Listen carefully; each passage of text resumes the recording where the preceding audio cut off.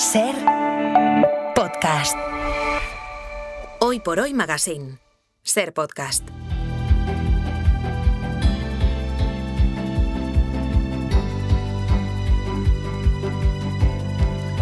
Suena la sintonía de Un país desde un lugar, una sección con la que todos los martes del verano vamos a buscar aprender y sobre todo describir la realidad de este país a partir de un lugar o a partir de un objeto, junto a Kiko Llaneras, que es nuestro buscador de estadísticas. Hola Kiko, buenos días. Hola, muy buenos días. Hoy queremos que nos cuenten historias a partir de un sofá. ¿Qué cosas hacen? ¿Cuánto tiempo pasan en el sofá? ¿Podemos describirnos como país a partir de este mueble? ¿Con quién lo comparten?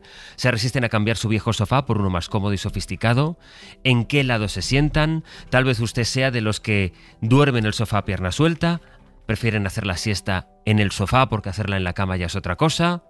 ¿Se imaginan la vida sin sofá?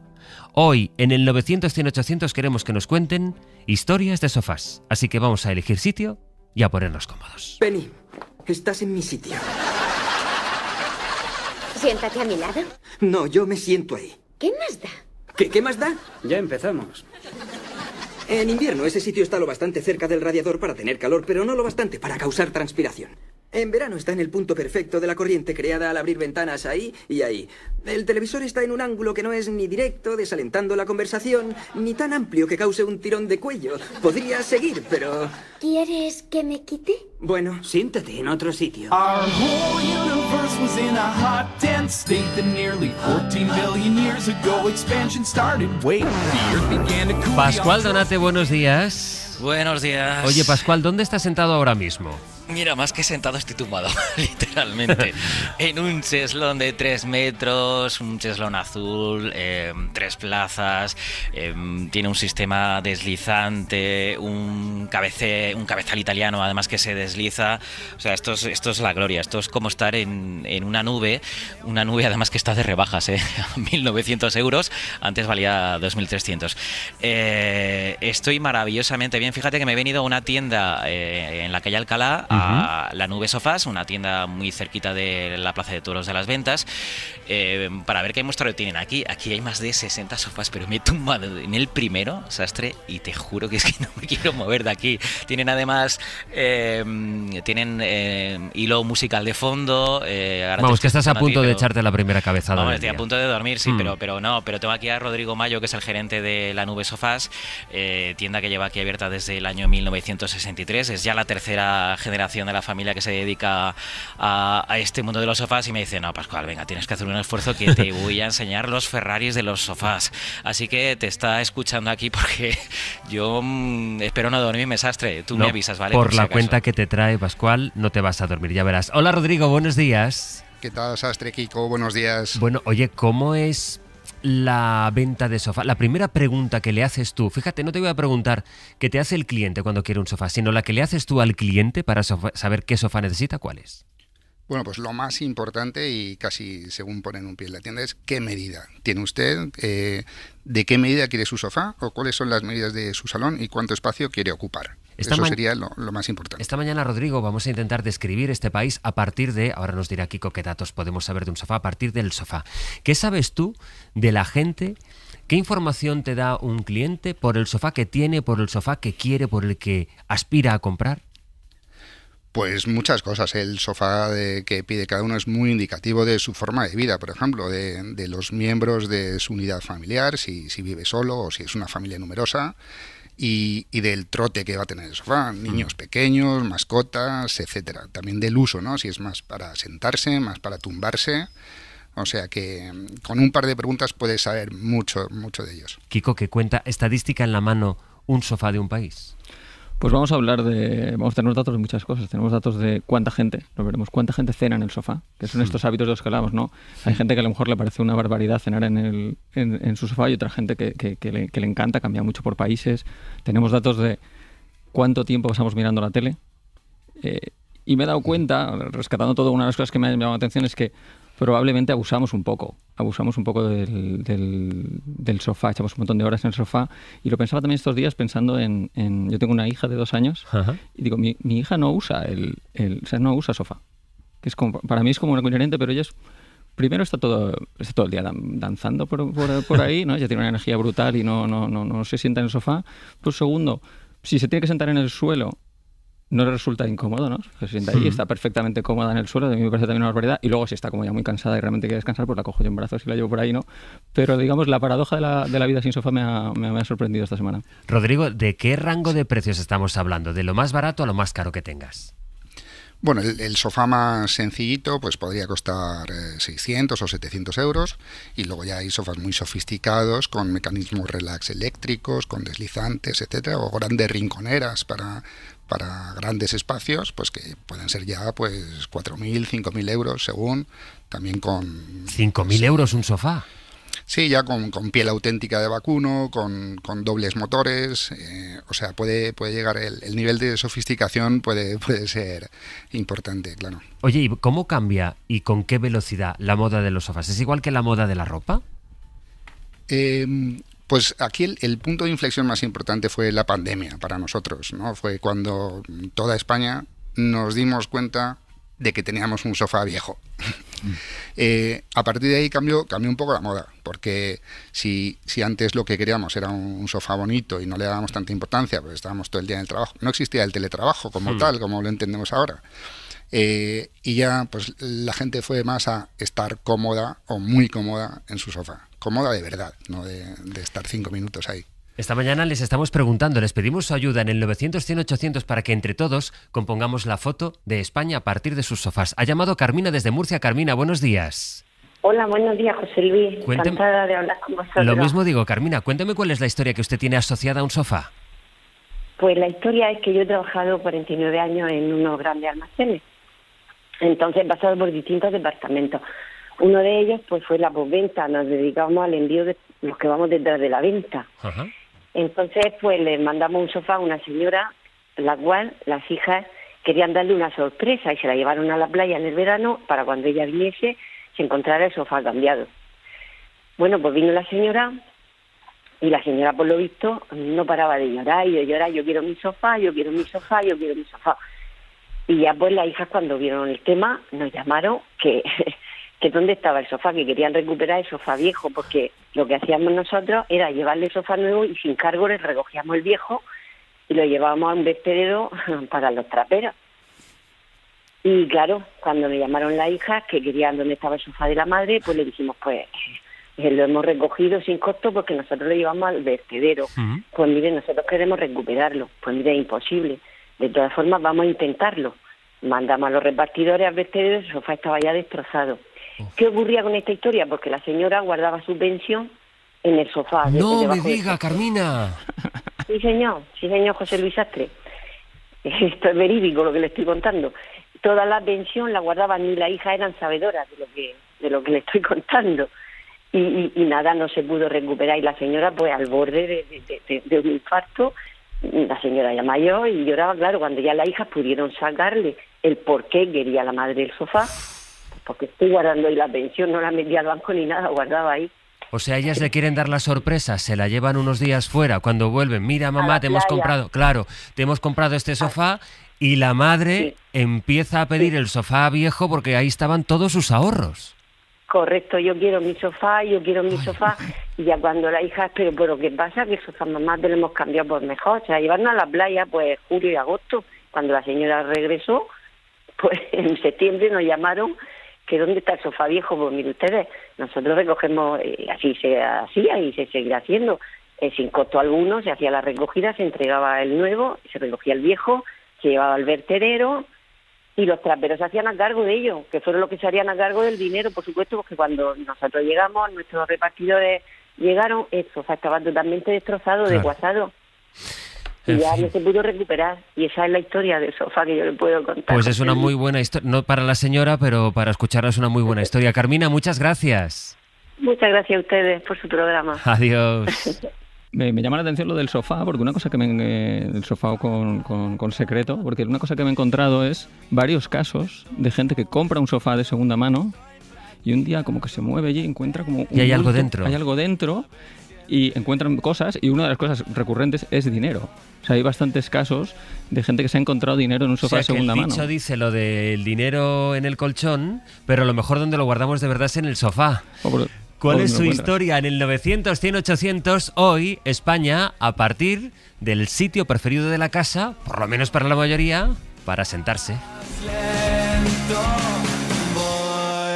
Hoy un país desde un lugar, les hablamos desde un sofá. Bueno, eso Pascual, que se ha ido a una tienda de sofás de la calle Alcalá para arrellanarse bien en un sofá, pero aquí Kiko y yo pues estamos en estas sillas, no son incómodas, pero claro, esto no es un sofá, y compartiendo con ustedes historias como la que ahora nos ha contado Carmina, aquellas hijas que le quisieron hacer el detalle a su madre de cambiar el sofá y su madre, pues, en fin, entró en pánico porque las hijas no sabían que los ahorros, que su pensión, la pensión de su madre, estaba guardada en ese sofá, y luego ya fue demasiado tarde. En el 900, 100, 800, historias como estas, historias de sofás con quien no le apetece en absoluto compartirlo, se le sube el gato al sofá, la manta del sofá, en fin, todas las historias que tengan que ver con un mueble que tiene también, Kiko ya saben, es especialista en sacar datos y números de lo que sea. También tienen estadísticas los sofás. Kiko. Todo tiene. Bueno, la primera sorpresa, yo creo, mucha gente se sorprende que el sofá es un invento bastante reciente. O sea, la popularización del sofá es una cosa que tiene unos pocos cientos de años, pero no es algo que ha estado siempre con nosotros. Esto lo cuenta Bill Bryson en un libro muy interesante que se llama En casa, y pone el ejemplo de... Bueno, viene a decir que la idea del confort, o sea, esta idea de como estar a gusto, que incluso la palabra es reciente. O sea, que la gente no ambicionaba, o sea, a la casa te metías para refugiarte de peligros y de la lluvia y de la humedad, pero no como para estar muy, muy a gusto, ¿no? Y pone el ejemplo de los castillos, que yo creo que es bastante ilustrativo, porque cuando has visitado algún castillo, es verdad que tampoco, siendo como las mejores casas donde vivía la nobleza, tampoco es espectacular, ¿no? Es como unas corrientes de aire brutales, muy pocas habitaciones las podían calentar. No era un sitio para estar. Bueno, era lo mejor que podías estar, pero luego más eso, la privacidad no existía, la gente dormía todo en el mundo sitio. Entonces, bueno, creo que una de las reflexiones es la nobleza del pasado alucinaría con vivir en nuestras casas, ¿no? Pero bueno, yendo a datos, el que más gracia me ha hecho es esta estadística, y además es un estudio, porque hay muchos estudios como muy malos, pero es un buen estudio, de cuánta gente cena en el sofá. A ver. Hechos en muchos países. Abramos ese melón. Vamos a abrir el melón. Pues, que yo creo que además hay más gente que le parece muy mal cenar en el sofá, entonces puede ser más gracioso, ¿no? Pero yo creo que esto es como lo de la pizza, la piña en la pizza, y que hay diferentes escuelas. Y también hay días de la semana. Porque, por ejemplo, yo el viernes... Cenas en el sofá. Ceno en el sofá. En mi casa se cena bastante en el sofá. Pero bueno, estamos en la minoría en realidad. En España, más o menos 1 de cada 6 personas cena en el sofá. Y luego hay como un 7% de gente que cena en el escritorio. Quiero pensar que son como adolescentes que huyen de la familia, y alguna gente que cena en la cama, pero bueno, pero el 17% cenamos en el sofá. Pero luego los datos por países son brutales, porque eso, Estados Unidos o Reino Unido, entre el 30 y el 40%, casi la mayoría de la gente cena en el sofá. Se dispara ahí la estadística. Pero por ejemplo, si vas a Italia, apenas el 3% de los encuestados dicen que cenan en el sofá, entonces claramente les debe extrañar cuando los italianos vienen a decir, oye, esta gente, ¿por qué cenan? ¿Por qué cenáis en el sofá? ¿Por qué cenáis en el sofá? Entonces realmente me ha parecido como una de esas cosas que te sorprendes cuando viajas. Y hay otra estadística que podemos hacer a partir del sofá, y es la de horas que echamos en el sofá viendo la tele. Es verdad que la tele ha cambiado mucho, ya no vemos la tele convencional, digamos, sino que vemos también pues, las plataformas, la tele en la carta. ¿Cuántas horas pasamos sentados en el sofá viendo la tele? Pues tele convencional, unas 3 horas por persona. Que esto es menos. Pero es muchísimo. Es muchísimo. Lo brutal es que eran 4 horas hace apenas unos 10 años de tele convencional. Luego hay que sumar casi otra horita más de tele, de la de jugar a juegos o streaming y tal. Pero hay 2 cosas que me llamaban la atención. Lo primero, el abandono de la tele convencional, la del salón, por parte de los jóvenes. Sí. En España apenas el 30%, es decir, ya son la minoría, los menores, jóvenes de 15-20 años, que ven la televisión a diario. O sea, este hábito de ver la tele cada día, la mayoría de los jóvenes ya no lo tienen. Y luego el segundo dato es que casi todos, en torno al, depende de la estadística, al 60, al 80% de la gente, mientras vemos la tele, hacemos otra cosa. Sí. Que es mirar el móvil. Exacto. Es una cosa que a mí sí que me llama cada vez más la atención, de cómo nosotros, iba a decir los más jóvenes, pero es que en realidad nosotros también lo hacemos. Es decir, ya con esta cosa del el déficit de atención, o que tenemos, no sabemos estar haciendo una cosa solo y entregándonos a esa cosa, tú puedes estar viendo una película y ves que hay mucha gente cada vez, y nosotros mismos, que te da el impulso de voy a mirar el móvil o voy a hacer cualquier otra cosa. Es una fuente hay unos hilos buenísimos de peleas en los cines. Porque en tu casa, bueno, al final, pero lo de encender el móvil en el cine, me encontré un hilo en Reddit hace no mucho de las luchas generacionales, claro, de los conflictos que se generan porque siguen ese hábito en el cine y en el cine se ilumina y de la gente que saca el móvil en el cine para hacer una foto. Entiendo que voy a poner en Instagram o donde sea, de aquí, ¿no? Viendo el tal. Alejandro Vázquez es el tataranieto del fundador de la empresa Vázquez Muebles y Atrechos, que desde el siglo XIX lleva alquilando material para decorados de ópera, de teatro, de cine y de televisión. Tiene, ahora lo vamos a comprobar, muchos sofás de hace mucho tiempo a su disposición. Alejandro, buenos días. Buenos días. Cuéntame, ¿cuántos sofás tenéis en el almacén? Bueno, pues podemos tener como unos 200, entre 200 y 300 sofás. ¿200 sofás? ¿De qué épocas? Sí. ¿De qué estilos? De cualquier estilo, desde triclinios romanos hasta actualmente. ¿Y son sofás que cómo llegan ahí? Es decir, son sofás que se han utilizado, que se van a utilizar en alguna función, sea de cine, de teatro, de ópera, ¿no? Sí, nosotros alquilamos sobre todo para obras de teatro, televisión o sobre todo para películas y series actualmente. Y la llegada de los sofás, pues algunos se han construido aquí, porque hace tiempo los talleres construíamos todos los materiales que llevaban para las óperas o para los teatros, porque eran materiales muy especiales que tenían que desembalarse, volverse a embalar, y entonces hacían por piezas. Y luego también hemos ido recogiendo, comprando, adquiriendo, por los muebles también que se han jubilado de algunas casas. Lo que ya no quiere la gente aquí, normalmente le damos otra vida. O sea, vosotros vais localizando sofás raros, déjame decirlo así, o singulares, ¿vale? Sí. Para que luego pueda haber directores de cine o directores de serie que vayan buscando un sofá concreto y acuden a vosotros y dicen, quiero que me alquiléis este de aquí. Eso es, quieren reconstruir una época y necesitan un sofá que sea muy característico de esa época y nosotros los tenemos para poder darle una ambientación real. Y por ejemplo, los sofás que tenéis, ¿en qué series o en qué películas han aparecido? Pues mira, si la empresa tiene 150 años, pues imagínate, habrá aparecido en casi todas las series o producciones que hay actualmente desde el principio. Ahora hay más empresas que se dedican hace poco hay más, pero antes éramos solo 2 o 3 empresas en España, con lo que casi todas las películas pasaban por aquí. Cuéntame, por ejemplo, pues 23 años o 22 años que estuvimos con ellos, pues fuimos ambientando todas las épocas, ¿no?, de la sociedad española desde que empezaron hasta que acabaron. O sea, los sofás de la familia Alcántara son vuestros.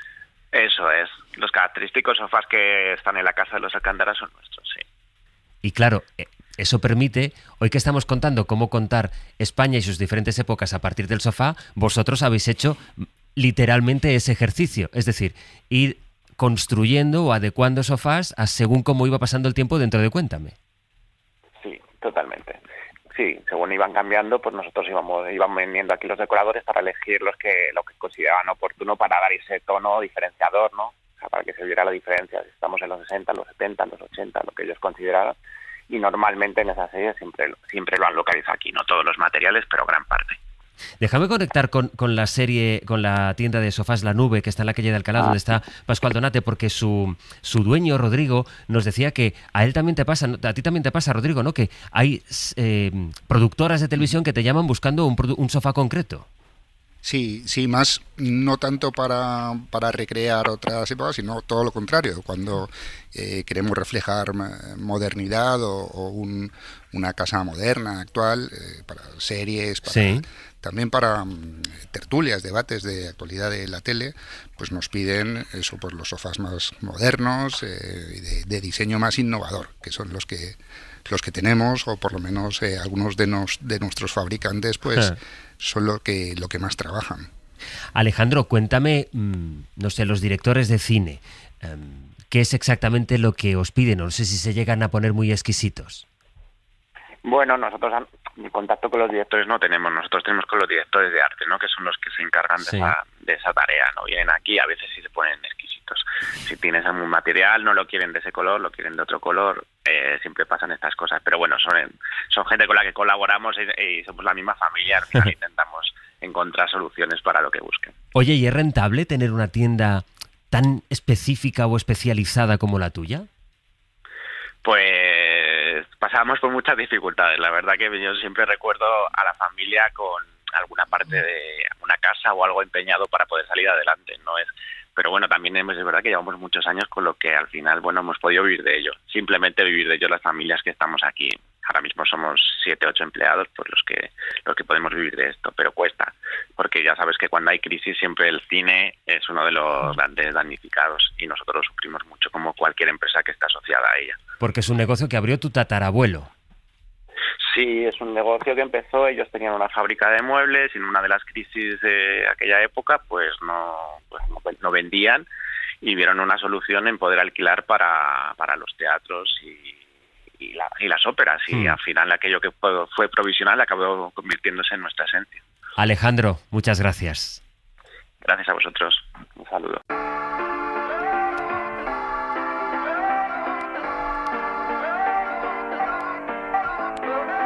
New house, new me, new state, new look, new car, new plate, but I still feel you close. My new girl, she don't lie. Vuelvo, Rodrigo, a la tienda. ¿La gran estrella sigue siendo el sofá cama? Pues es una de las cosas que más nos piden, sobre todo en ciudades como Madrid, Barcelona, que cada centímetro de la casa es importante. Pues el sofá cama pues tiene esas dos cosas. Buen sofá, buena cama, que es donde está ahora Pascual, que se está casi quedándose dormido. Ah, pero sigue ahí. Con el plástico puesto y todo, ¿sabes? El sofá cama me la abierto. Al hacer el favor, ¿eh? Aquí sigo, pero... Oye, pero ¿cómo es de cómodo? Descríbemelo, ese sofá cama. Porque me da con el codo, que si no, no me despierto. Oye, pero se está muy cómodo y además es muy fácil este sofá cama, porque yo recuerdo tener en mi casa un sofá cama de estos que lo desmontabas, o sea, lo abrías, pero ya no había manera luego de meterlo en su sitio. Y este funciona bastante bien. Sí, bueno, el sistema italiano lo que hace es que no hay que quitar cojines ni nada y con una mano pues despliegas el colchón, que puede ser de 1,40, de 1,60, de lo que queramos.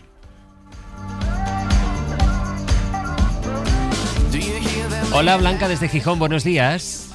Hola, buenos días. ¿Por qué dices, Blanca, que no puedes vivir sin tu sofá? Bueno, lo primero, felicitarte por escucharte todo el verano. Bueno, gracias, muchas gracias. Bueno, pues a ver, yo después de comer, tanto mi marido como yo, que ahora ya estamos solos, es comer y sentarnos una horina fijo. Pero yo, a ver, si este sofá contara, hace 10 años a mí me detectaron una enfermedad rara y mi mundo fue el sofá durante unos meses. No salía del sofá. Ya. Comí, desayunaba al sofá, comía al sofá. O sea, hasta que ya empecé a salir, pero si este sofá contara todo mis vivencias, ¡buah! No te puedes imaginar lo que contaría. O sea, que tu vida fue ese sofá. Ese sofá. O sea, me ayudó, me sentaba, me evadía. Y antes de eso, Blanca, ¿tú tenías mucho reparo en comer y en cenar y en hacer tanta vida en el sofá? No. Ya.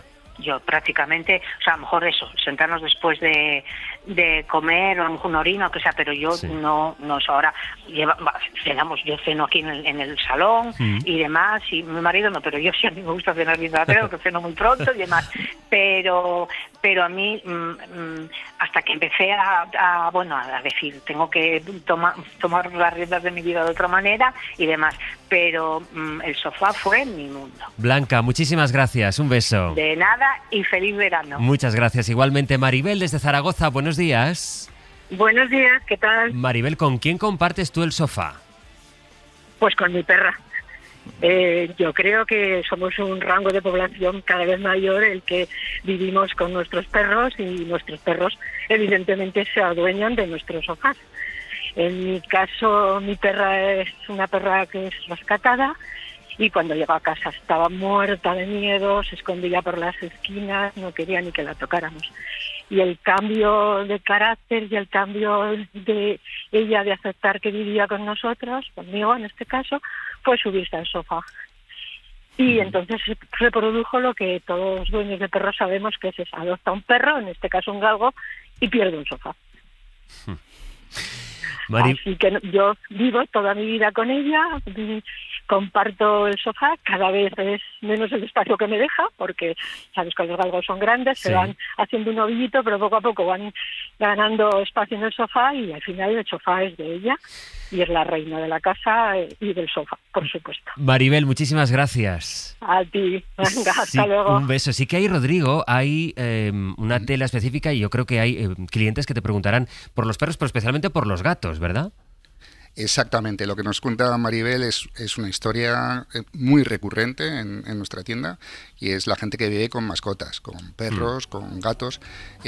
Por eso también los fabricantes de tapicería se pusieron al día e inventaron la tela pet friendly o apta para mascotas. Pues en telas completamente antimanchas que se limpian con agua y que además protegen contra arañazos y evitan que se deshilachen o que se rasguen. Hemos hablado de... Eso se lleva muchísimo. Vamos. De las telas, estamos hablando ahora con Rodrigo, hemos hablado también de las horas que pasamos viendo la televisión, de las costumbres de cenar o comer en el sofá. Pero ¿y qué pasa con la espalda? ¿Qué pasa con los dolores de espalda? ¿Qué pasa con si estamos mucho rato viendo la tele o pasando las horas, muchas horas en el sofá? De eso hablamos a la vuelta. En la cadena SER. Ross, no creo que podamos subirlo por aquí. ¡Claro que sí! ¡Vamos arriba, arriba, arriba! ¡Sí! ¡Vamos bien! ¡Giradlo! ¡Giradlo! ¡Giradlo! ¡Giradlo! ¡Giradlo! ¡Giradlo! ¡Cállate, cállate, cállate! Hoy por hoy, con José Luis Sastre.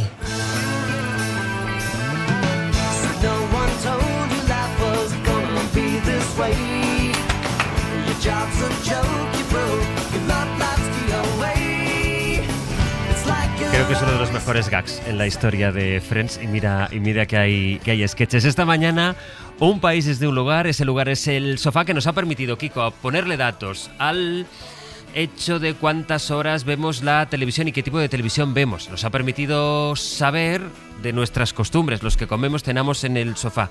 ¿Qué hay del sedentarismo? Pues haya ido a buscar estadísticas de cuánto tiempo nos pasamos sentados. En el español medio, no recostado, no tumbado, sino, digamos, sentado, en posición sentada, ¿no? Y hay un estudio muy profundo que se hizo en España hace unos años, en los que le preguntaban a la gente para que no hiciese trampas, porque si te preguntan así en abstracto la gente hace trampas. ¿Cuántas horas estuviste sentada la semana pasada? Y tenemos el dato de el español medio se pasa sentado 5 horas al día. Que a mí me ha parecido... primero no tanto, pero claro, si luego sumas, hay que sumar las horas de sofá, esto solo es sentado en silla, digamos. Claro, pero te iba a decir, son todas las horas que pasamos sentados. Eso es. En silla... No, en el sofá la gente se reclina y se bueno, recuesta. Claro. Vale. Hay que echarle una hora de serie y la ves sentado. Sí, ¿no? Sí. Bueno, depende de la gente 6. con la que compartas el sofá. Es el tamaño, estos Si que están de 3 metros. Claro, si el sofá está muy lleno, pues no tienes más remedio que estar sentado. Entonces, y los que más horas están sentados son los jóvenes, que entiendo que es porque van a clase y tal, sí. Y la gente con estudios, claro, porque al final muchas de estas horas son en el trabajo. Entonces, claro. Si tienes un trabajo más de los de estar en silla, pues esto es un problema. Pero imagínate que tienes que hacer un programa de 6 horas y 20 minutos. Claro, ya. ¿Cuántas horas? Hombre, podríamos darnos un paseo, también. Cada Parte del programa lo podríamos levantarse. hacer andando. Cada hora hay que levantarse unos minutos. Sí. Porque esa es el otro problema, ¿no? El espejo de esto es que el estudio también decía cuántas horas de ejercicio moderado vigoroso hacemos al día. Y el contraste... Depende, ¿no? Depende. 24 minutos de media. Entonces estás 5 horas sentado y 24 minutos de ejercicio. No está muy compensada. O sea, una cosa se cuentan horas y otros minutos, que ya es una mala Pero señal. eso es una media muy media, porque habrá persona que esté muy poquito rato sentada. Sí, pero esa no te sirve a ti. No, a mí no me sirve. A mí no me consuela, no.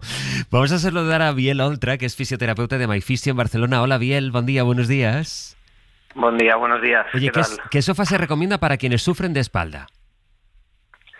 ¿Qué sofá se recomienda? Sí. ¿Qué no se recomienda? Son estos sofás un poco antiguos, ¿no? Estos sofás que te dejan la pelvis como muy doblada, muy metido, muy incrustado en el sofá. Ese perfil de sofá son los más contraindicados. No hay un sofá bueno, un sofá malo, es cómo usamos ese sofá. O sea, que no depende tanto del sofá, sino de nuestra higiene postural, digamos. Correcto. El sofá es un elemento importante en el descanso y necesario. El problema es, pues como todo en la vida, el sobreuso de eso, ¿no? O las posturas que tenemos en el mismo. como todo en la vida, se trata de llevar un poco un equilibrio entre esas horas de descanso y esas posiciones que mantenemos en el cuerpo. Tenemos que entender que... Perdón. No, te iba a preguntar si en general sabemos sentarnos en una silla, en un sofá. ¿Qué cosas hacemos mal? Yo creo que lo que peor hacemos es el tiempo prolongado que le dedicamos a esta posición, ¿no? Personas que trabajan 5, 6, 8 horas en una oficina y luego, lógicamente, llegan a su casa cansados y se sientan, ¿no? Sería más que nada el tiempo prolongado, no tanto la mala postura, que también, pero yo lo que veo en consulta aquí en la clínica, que lo que vemos es ese sedentarismo prolongado en el tiempo. Al final hay que entender, ¿no?, que el cuerpo, si estás, vamos a poner genéricos, unas 6 o 8 horas en el trabajo, 2 o 3 descansando y 2 o 3 entre desayunar y comer, pues hay ciertas estructuras que pasan mucho tiempo comprimidas, otras sobreestiradas, otras no activas. Eso prolongado del tiempo es lo que hace a largo y a medio plazo que aparezcan lesiones o dolores o diferentes disfunciones en el cuerpo. ¿Cada cuánto habría que levantarse del sofá? Como todo. Si has tenido un día muy activo, pues perfectamente te puedes ver una película y que no suceda. Si la costumbre es pasar muchas horas en el sofá, pues yo creo que entre 40 minutos y una hora estaría bien pues hacer ciertos movimientos tanto circulatorios y respiratorios, que le doy mucha importancia a eso, sino también movimientos de movilidad y pequeños estiramientos. Y ya la clave sería cada X tiempo meterle algo de ejercicios de fuerza, porque hay ciertos músculos que se debilitan, entonces pues no solo hay que estirar y mover ciertas partes, sino que también habría que activar otras. He de decirte, Biel, que mientras te escuchábamos, Kiko y yo, que estamos aquí en el estudio, hemos hecho el ejercicio de poner bien la espalda, poner los hombros ahí alineados. Sí, lo que pasa es que luego, ahora te despediré y volverán todas las cosas a su sitio, pero por lo menos despiertas esa cosa de que sabe. Es como si nuestro subconsciente supiera lo que hay que hacer, pero luego hay que pensarlo mucho para hacerlo. Totalmente. Pensarlo y tomar conciencia. Al final es una cosa de escuchar tu cuerpo. Yo creo que vivimos tan acelerados y con tantas cosas en la cabeza que a veces nos olvidamos de lo más simple, que es escucharse cómo estamos y cómo nos sentimos, ¿no? Y muchas veces solo prestando un poco de atención al cuerpo ya te das cuenta que el cuerpo te va a pedir eso que acabáis de hacer ahora mientras yo hablaba, que es poner un poquito más rectos, posicionar bien los hombros, porque es eso, es escuchar. Biel Altra, fisioterapeuta de MyFisio en Barcelona. Gracias por tu tiempo. Gracias a vosotros. Hasta que luego. Muy bien. Pascual, tú que estás rodeado de sofás, ¿has tomado nota? Sí, es más, me he venido a un sofá, me llama mucho la atención porque es un sofá que se enchufa llámame hombre de poco mundo, pero he visto un sofá que se enchufa a la corriente y tiene unos botones, y entonces me dice Rodrigo que es un sofá relax, que lo suele comprar mucho pues la gente ya que está jubilada, que va muy bien, y es verdad que sujeta muy bien los riñones a mí, por ejemplo, y estoy aquí reclinado a la mar de bien con los pies hacia arriba, con 2 botoncitos que se sube automáticamente, o sea que ni siquiera hay que hacer esfuerzo para levantar los pies. Rodrigo, ¿eso qué tal funciona, esos sofás que te dan masaje? Bueno, decía Pascual, jubilados y gente que quiere estar cómoda en general. Como yo, vamos. Nos queda un poquito, creo, pero bueno, el sofá relax es una cosa que se demanda muchísimo porque eleva las piernas y, bueno, primero que uno está comodísimo porque es una postura muy ergonómica, aquí hablando de fisioterapia, y segundo, que para esa gente que parece pues piernas cansadas o que tiene hinchazón y tal, pues favorece mucho el retorno venoso, que es lo que nos hace que se hinchen un poco las piernas al final del día. Quien no pone las piernas encima de la mesa, ¿no?, de vez en cuando, pues eso lo haría el sofá propiamente. ¿De qué precios estamos hablando? Un sofá relax cuesta unos 1.500 euros o 1.600 según la tapicería. Y en fin, lleva pues 2 motores, uno por asiento y en fin, la verdad es que tiene mucha demanda porque es una cosa comodísima. Bueno, vamos a saludar a Marimar, que llama desde Majadahonda en Madrid. Hola Marimar, buenos días. Buenos días, José Luis. Cuénteme su experiencia con un sofá. Primero, muchas gracias por informarnos y amenizarnos las mañanas. Gracias a usted por escucharnos. A ver, mire, yo tengo solo un hijo y estuvo viviendo en Alemania 8 años. Antes de venir se compró un sofá estupendísimo. Mediría más de 2,5 metros de largo, de tal manera que cuando se vinieron a España le condicionaba la casa que iban a comprar el sofá. Estuvimos viendo, no sé, la cantidad de pisos que pudimos ver, y mi hijo lo primero que hacía era, cuando entraba, pasar al salón y contar los pasos para ver si le cabía su sofá. No miraba ya el resto de la casa. De tal manera que ya pasados 15, 20 pisos, encontró uno cuyo salón se acomodaba a su sofá. Perfecto. Mi nuera venía embarazada de 7 meses, o sea que a los 3 meses más o menos tuvieron un niño. Y ahí se dieron cuenta, cuando llegaban las visitas, de lo incomodísimo que era ese sofá, porque ellos lo utilizaban para echar la siesta. Cada uno hacia un lado, era una cheslón, cada uno hacia un lado, estaban muy cómodos, pero las visitas, y nosotros también, era incomodísimo. Pues, ¿qué pasó? Que en poco tiempo lo vendieron. Y digo, vaya hombre, las vueltas que hemos dado por un piso que le cupiera su sofá y al final no es práctico. Eso fue todo. Mirar el piso por el sofá, ¿eh? Y hacerlo casi al revés, Marimar, porque... Sí, pero es que la verdad es que fue un capricho que él tuvo. Era su último capricho de su dinero, claro. Sí. Y no quería dejarlo allí. Yeah. Era un sofá muy caro, cierto. Pero vamos, de ahí a tener que el piso ser... Un poco exagerado, sí. Sofá, sí. Bueno, pues sí, en fin, cosas que pasan. Menos mal que lo encontró, no sé qué hubiera pasado. Exacto, Marimar, gracias. Gracias a ti. Hasta luego. Llama Pepa desde Huelva. Hola, Pepa, buenos días. Hola, buenos días. Cuénteme. ¿Qué pasa? Buenos días. Cuénteme. Mira que oyendo hace un rato de pronto me ha venido un flash de cuando yo era pequeña. Yo soy de Lepe, vivía en Lepe, entonces recuerdo que mi madre tenía un sofá de Sky de estos que se te pegaban las cachas, verde, o sea, tampoco era bajito, se te llegaba por el cuello. Entonces yo recuerdo que de pequeña, los días de verano de estos que me obligaban a quedarme tranquila después de comer, yo con todos los cojines en el sofá siempre me hacía un confesionario. Le ponía los cojines en el techo, los lados, me metía allí, que hacía un calor, que ahora estaba hasta recordando cómo se me pegaban las piernecillas al Sky, ¿no? Y allí dentro yo me creé unos mundos alucinantes. O sea, incluso invitaba ya a mis hermanos a que se confesaran, ya empecé a meter allí objetos, cosas. Entonces, bueno, yo ahora de mayor tengo una compañía de artes escénicas para la infancia, me gusta mucho trabajar los objetos, entonces ahora de pronto se me ha venido, lo he conectado, digo, joder, sí, perdón. Si es que aquel sofá para mí, aquel confesionario de Sky, para mí fue un universo maravilloso. Claro, yo creo que... No sé, me ha encantado. Pero eso tiene que ver, Pepa, con el vínculo emocional que le damos a determinados objetos, ¿no? Es aquello de no quisiera tirar algo, o Marimar que nos contaba que, claro, su hijo no quería perder ese sofá porque vinculamos parte de nuestra historia a objetos concretos, y en este caso un sofá. Exactamente, es como la memoria emocional, Sí. y entonces ya me gustaría decirle a los padres y a las madres que por favor, que dejen que los niños... que les den una sábana vieja, que se puedan montar en el sofá, cabaña, objetos, lo que quieran, pero que con la tele apagada, claro está. Porque es un lugar mágico para que los niños puedan fomentar su creatividad. Entonces, Pepa, lo quería decir. Muchísimas gracias por llamar esta mañana para decirlo. A vosotros, Gracias. chao. Un abrazo. Oye, Kiko, ¿qué más te has encontrado bajo el sofá, precisamente? Pues encontré el dato de cuántas cosas perdemos, ¿no? Y es ¿Pero quién mide las cosas que se pierden? Se hace una encuesta. ¿La puedes hacer bien o mal? Esto ya salió un poco... Yeah. O sea, puedes hacerla, hay como varias formas. La forma fácil es preguntarle, oye, ¿tú más o menos cuántas cosas pierdes a la semana? Pero yo qué sé. Y tal. Y luego, si eres como un estudio más riguroso, te preguntan, ¿has perdido algo esta semana? Y entonces ahí eso es más fácil decir sí o sí, no. Claro. Si echas un rato pensándolo y tal, entonces suele ser mejor. Entonces, este es el tipo... No, yo busco datos más o menos de fuentes fuentes buenas. Vale. No tenía ninguna cosa, duda tampoco. Ya lo sé, pero vamos pero a bueno, vamos está bien a aclararlo, está bien aclararlo. que todo Entonces el hay mundo una sepa. estadística que ha puesto número a la cantidad de veces que perdemos cosas. Los españoles. Y la mitad de las personas perdemos algo cada semana. Y en la lista de lo que más Algo es perdemos... una cosa. Una cosa. Puede ser un boli, unas gafas, unas llaves... Hombre, un boli. Pero un boli son varias veces al día. Yo creo que lo que recordamos más bien es lo que buscas, ¿no? Eso como Sí. que lo quieres Sí. y no aparece. Y entonces dices... Eso es lo que te deja A huella, ver, ¿no? esto me interesa. ¿Cada cuánto perdemos qué? A ver.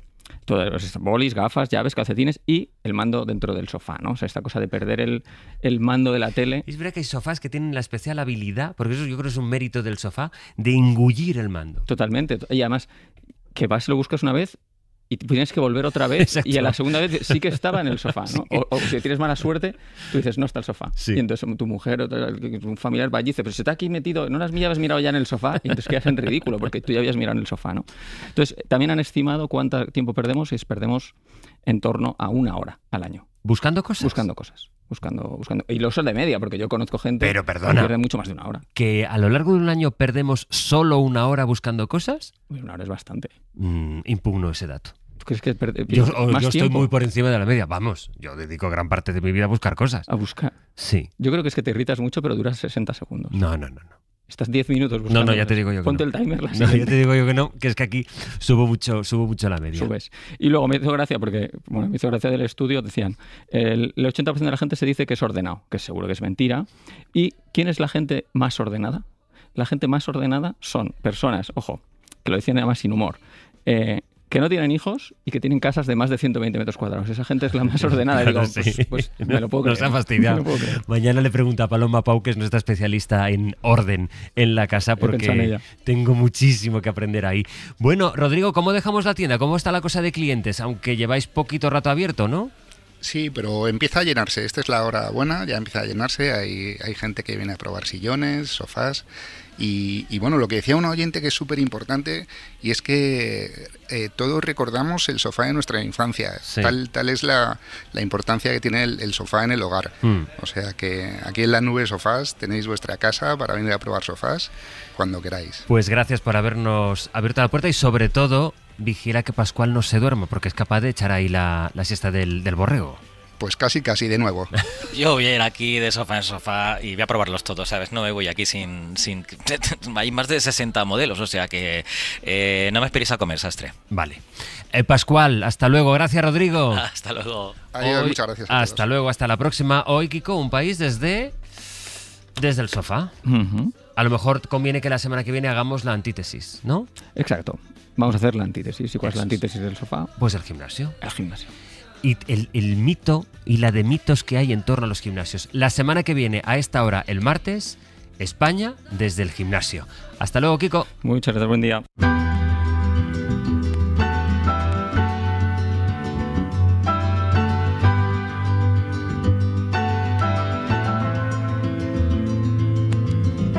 Cada martes a esta hora les vamos a contar la historia que hay detrás de los objetos que marcan nuestra vida cotidiana. Son cosas tan cercanas, tan comunes, pues la verdad es que rara vez ocupan el interés de los historiadores. Y por suerte para nosotros, este verano hemos fichado a la mejor cronista de las pequeñas cosas, la historiadora y profesora de la Complutense, Nuria Rodríguez. Hola, Nuria, buenos días. Buenos días, Astre. Que la semana pasada nos trajo la historia del primer semáforo y hoy, ¿de qué objeto concreto nos vas a hablar?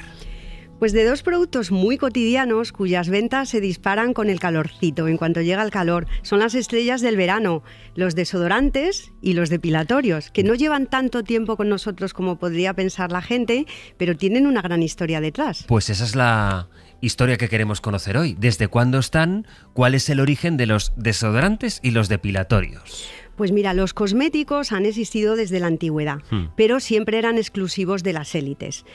Es a principios del siglo XX cuando la industria química los hizo accesibles a la gran mayoría de la población. Y en España es en los años 20 cuando empiezan a venderse ya, a comercializarse de forma masiva para todo el mundo. Está muy bien esta sección. A mí lo que me gusta mucho es que nos pasó ya con los semáforos, que son objetos que tú vas andando por la calle o vas paseando por las tiendas y nunca no te haces la pregunta de desde cuándo están ahí. Pero claro, esto fue un cambio. Hubo un momento en la historia en que a partir de ahí se hicieron...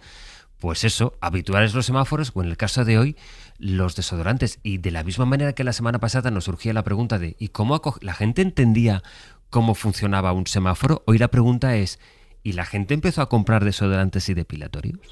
Pues sí, lo que pasa es que la acogida fue un tanto paradójica, porque por una parte...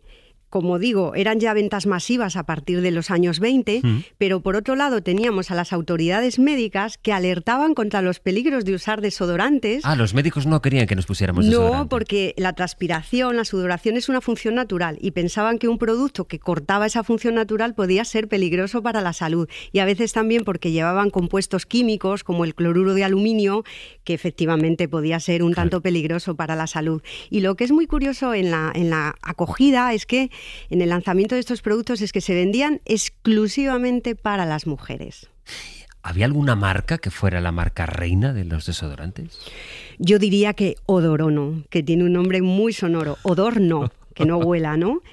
Y es muy interesante la historia de este producto porque era un desodorante líquido que fue creado y patentado por una mujer, una norteamericana de nombre Edna Murphy, y además se lanzó en los Estados Unidos con una campaña de publicidad muy polémica, porque claro, en la campaña se hablaba abiertamente de que las axilas de las mujeres podían oler mal, que no eran ángeles, y esto era inaceptable para una sociedad tan conservadora como la norteamericana. Fue un escándalo. Mira, Odorono se anunciaba en la revista Ondas de Unión Radio, pero por desgracia no se conserva en el archivo sonoro ningún audio de los años 20, de los años 30, pero sí podemos recuperar cómo sonaba su publicidad en los años 60. Es Odorono y proporciona esa sensación de impecable pulcritud propia de la vida deportiva al aire libre, aun en lugares cerrados. Es Odorono.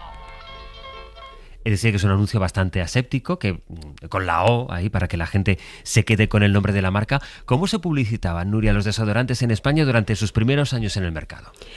Pues en los años 20 y 30 se publicitaban con unos anuncios muy modernos que sorprenderían a la gente, porque ya la publicidad no te vendía un producto, no, te vendía los beneficios, digamos, intangibles de usar, por ejemplo, un desodorante. Te vendían la belleza, el éxito social y si no lo usabas, el desprestigio social. Vamos, que las mujeres les decían o usas desodorante o te va a dejar el novio o nunca te vas a casar o te van a rechazar los amigos. Hay algo muy interesante que nos permiten estas historias concretas, que es fijarnos pues precisamente en esto. Lo estás remarcando tú, lo has dicho ya un par de veces y me llama la atención. Esto de que sea especialmente dedicado a las mujeres y en una especie de presión comercial que vemos, por tanto, que esto ha sido siempre así, especialmente a las mujeres. Le tenéis que comprar esto, ¿no? Ayer hablabas además de este tema con Carolina Yuste, la presión sobre el cuerpo femenino y sobre la estética, siempre sobre las mujeres, y además es que viene de muy antiguo. Mira, tenemos por ejemplo este anuncio de Fa, los años 70. Nuevo desodorante Fa. Para vivir una larga aventura. Para sentir en su cuerpo el excitante frescor de los limones salvajes del Caribe. Nuevo desodorante Fa. Frescor salvaje para todo el día. Frescor salvaje para todo el día. Oye, los productos depilatorios también empezaron a comercializarse en aquellos años 20 y con esta misma estrategia que el desodorante. Sí, también además con la misma presión sobre las mujeres. Tenían que lucir una piel blanca, sin vello, sin ningún pelo, porque si no, no iban a ser bellas.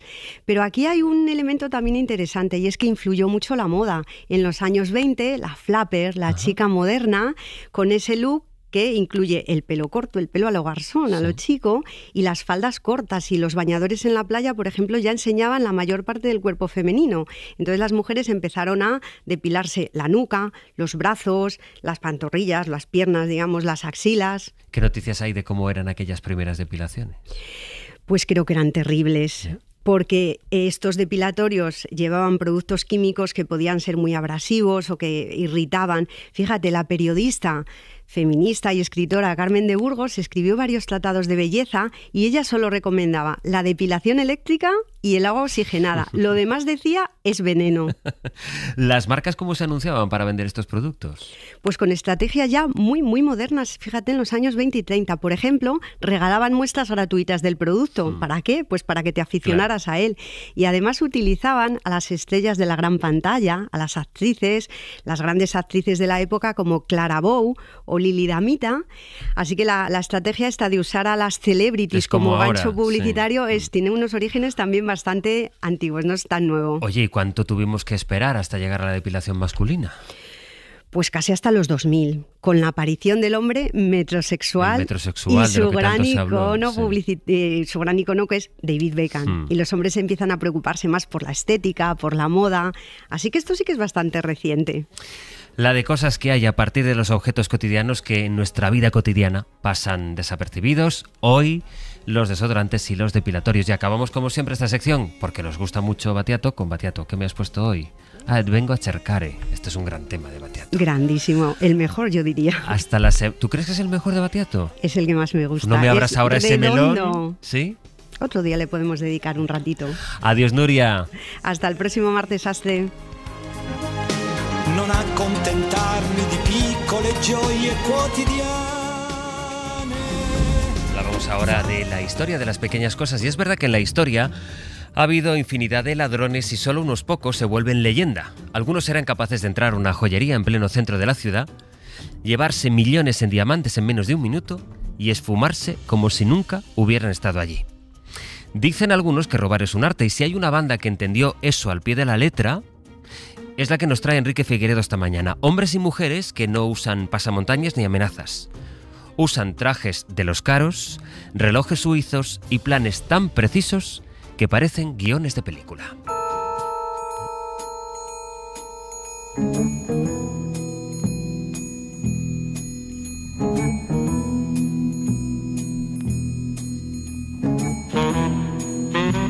Figueredo, buenos días. Muy buenos días. Muy de película estás, ¿eh? Porque la semana pasada estuve recordando el asalto al tren de Glasgow y hoy La Pantera Rosa. Sí, esta tiene muchas connotaciones cinematográficas. Una por el modo mismo de actuar de esta banda, que ahora veremos que tiene unas particularidades muy especiales. A diferencia de la que explicábamos la semana pasada, era un grupo muy compacto, made in UK absolutamente. Estos son mucho más internacionales. ¿Y por qué acabaron llamándose los Pink Panthers? También tiene un trasfondo cinematográfico. En la película de Blake Edwards de 1975, es El regreso de la Pantera Rosa, en uno de los pasajes había un gag en el que los ladrones escondían el diamante en el interior de un bote de crema facial y allí lo permanecían escondidos. Bueno, a alguien se le ocurrió, dentro de los que luego fueron conocidos como Pink Panthers, en aquel momento todavía no estaban bautizados, emular ese gag en la vida real. Y cuentan la leyenda, esto no está al 100% confirmado, pero parece que sí, que fue un inspector justamente francés el que bautizó a esta organización, que ahora veremos las particularidades que tiene, ¿no? Que no es una banda muy internacional, ahora lo explicaremos. Y entonces empezaron a hablar de los Pink Panthers. Se empezó a hablar de los Pink Panthers más o menos a partir del 2004, pero como veremos, sus actuaciones son algo anteriores. Así que cinematográfico al 100%. Cuéntamelo, ¿quiénes eran los Pink Panthers? Mira, es una banda internacional, como os digo, llena de sucursales. Y ahora lo acabaremos de aclarar. Empezaron a trabajar entre el 2000 y se calcula que hasta el 2020 han estado activos, con algunas particularidades. Quedan algunos restos, luego lo explicaremos. Y digo internacional porque, bueno, empezaron actuando en Europa, pero luego se extendieron a Asia tranquilamente y bueno, a Oriente Medio también. Países como Suiza, Francia, Gran Bretaña, Bélgica, España, Italia, Dubái, Japón. Y es muy difícil hacer una estimación de lo que podrían haber, de cuál es el botín global de todo este tiempo y toda esta actividad, pero se calcula que en unos 400 o 500 asaltos, pues debieron apropiarse de aproximadamente unos 1.500 millones de euros, que se dice rápido. Y además es que son unos 500 robos en 20 años, son 25 robos al año. ¿Cómo se organizan? Bueno, aquí el secreto, entre otros, está en la planificación y en la velocidad y la precisión, ¿eh? Es verdad que atracaban otro tipo de cosas, que no eran solo joyerías, pero veremos que se especializan en eso. Son robos de menos de un minuto, ¿eh? Y el secreto está pues un poco en el tipo de organización, porque no son una banda al uso, ¿eh? ¿Cuántos eran? Sí, son como han sido unos 200 en los momentos más álgidos. Sí, pero es importante explicar que son como células independientes, no todas actuando en la misma zona. Es una multinacional. Sí, sí, sí. Y además es como ahora que estamos en periodo de fichajes en los equipos de fútbol, aquí se hacían más que fichajes, se hacían cesiones, porque, claro, un especialista, por ejemplo, en maquillaje, un especialista en ser, porque a veces hemos dicho que eran muy, muy finos, pero a veces digamos que utilizaban métodos muy, digamos, muy rudos a la hora de extraer. No siempre se hacía abriendo la vitrina y extrayendo el diamante de no sé cuántos quilates, a veces con un martillo de estos muy precisos que das un golpe y revientas el cristal, pues se lo llevaban. Pero entonces, claro, buscaban especialistas, dependiendo del tipo de golpe, decían, bueno, pues Dimitrich no sé qué, Bilicic, todos acaban en Ichis más o menos, la mayoría, luego lo veréis, y entonces se juntaba esa célula, operaba el tiempo que fuera necesario y fijaban el objetivo y actuaban. Pero no es una estructura mafiosa, ¿eh? Es decir, no hay un superjefe que manda a todos, sino que es un poco más tipo orgánico, ¿no? Sí que es verdad que dentro de ellos había algunos que tenían una mejor reputación y por tanto tenían, pues bueno, pues una especie de jerarquía moral sobre el resto, pero no había un jefe concretamente. había muchas mujeres y quisiera que me explicaras por qué recababan o tenían que ser muchas mujeres. Sí, pues mira, es muy importante, aunque creo que por la información que manejo y que he estado estudiando, no las acababan de tratar del todo bien, eran clave porque como la banda invertía tanto en Atrezzo, pues en buenas joyas, en aparentar que se trataba de gente muy adinerada que podía acceder a ese tipo de establecimientos de joyería de alto nivel sin despertar, digamos, sospechas, las mujeres eran las primeras que entraban, las primeras que se interesaban por determinadas piezas. Mujeres muy inteligentes, lo describen ellos mismos en algunos interrogatorios que les han hecho, capaces de memorizar dónde están situadas las cámaras de seguridad, dónde están las mejores piezas, si cuando pides un determinado artículo desaparece completamente de la sala la persona que te está atendiendo, etcétera, etcétera. Y luego son ellas las capaces de, una vez han hecho estas prospecciones, que a veces se repetían porque una misma mujer ha podido entrar, está demostrado en varias joyerías, pero cambiando su peinado, poniéndose una peluca, cambiándose el maquillaje, llevando gafas, luego sin gafas, etcétera, etcétera, son capaces de hacer un retrato perfecto del interior de la joyería que luego será, en fin, lo que permitirá que el golpe triunfe o no triunfe. Déjame preguntarte, ¿de dónde salieron los componentes de la banda? ¿Cómo surge? Mira, yo os pido que viajemos un poco a los años 90, al estallido del desgraciado, digamos, la guerra de los Balcanes. Conforme avanza el conflicto, digamos que los embargos internacionales son más severos, sobre todo sobre Serbia y Montenegro, que permanecían más o menos juntos. Y allí es donde, como consecuencia de aquella escasez, empiezan a fructificar grupos de contrabandistas que entran y salen del territorio serbio y montenegrino trayendo determinadas mercancías que era imposible conseguir en el interior, luego las revendían, en fin, toda esta economía que se va tornando cada vez más criminal, porque una cosa es pasar unas cajetillas de cigarrillos, luego ya entramos en alcohol, luego entramos en drogas, etcétera, etcétera. Es en esos años 90 donde empieza a nacer el germen de los Pink Panthers. Empiezan a aparecer, como digo, estos grupos criminales.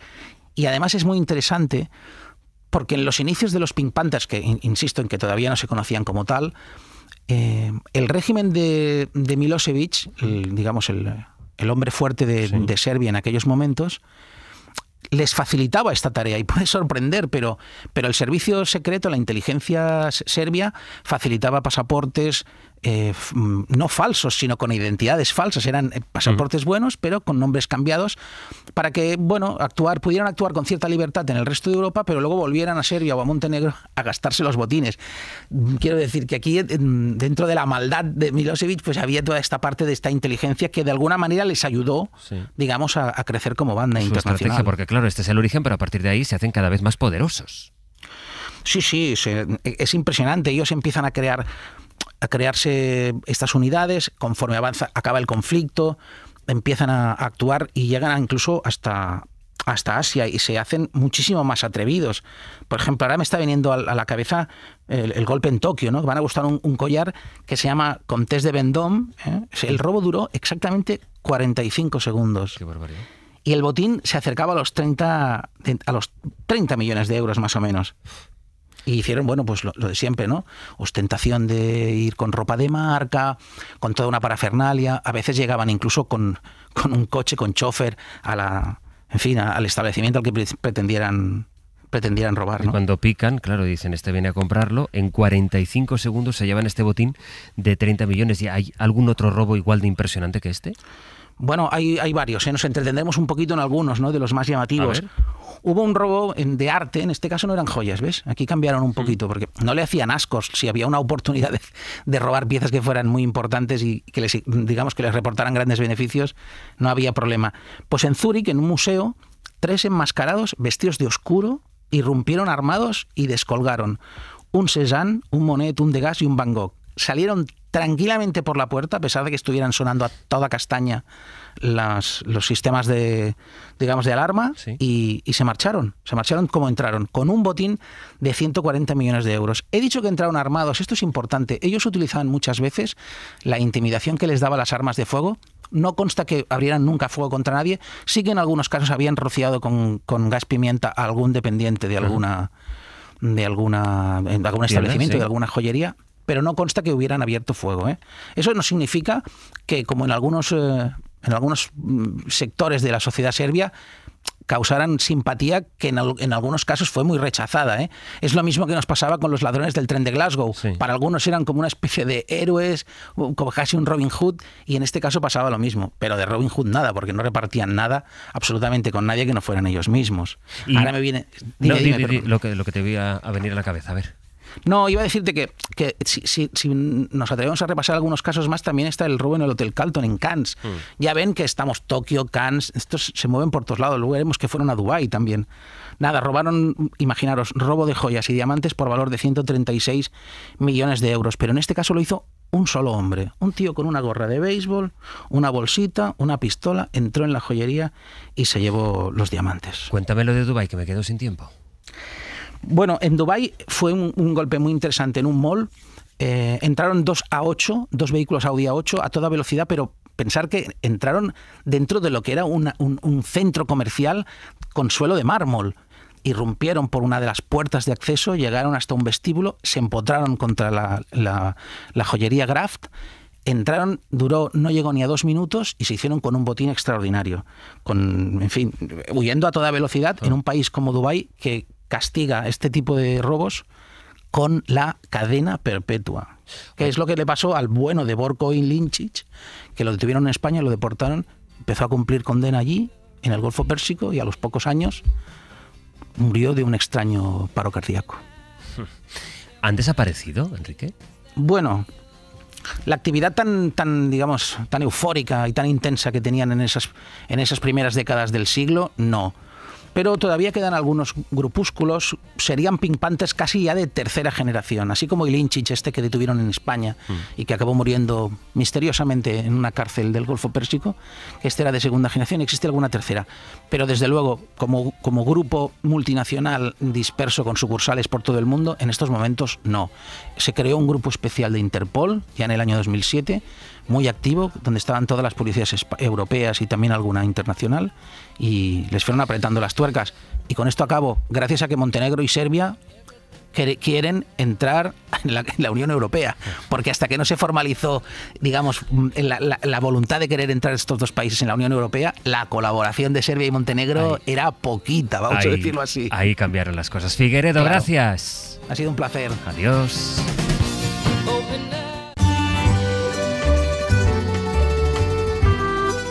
Vamos a ello. Yo no he dicho nada, vamos a ello. Hoy ha muerto Alex Corretja, extenista profesional, comunicador, que encontró su manera de contar sobre todo las emociones.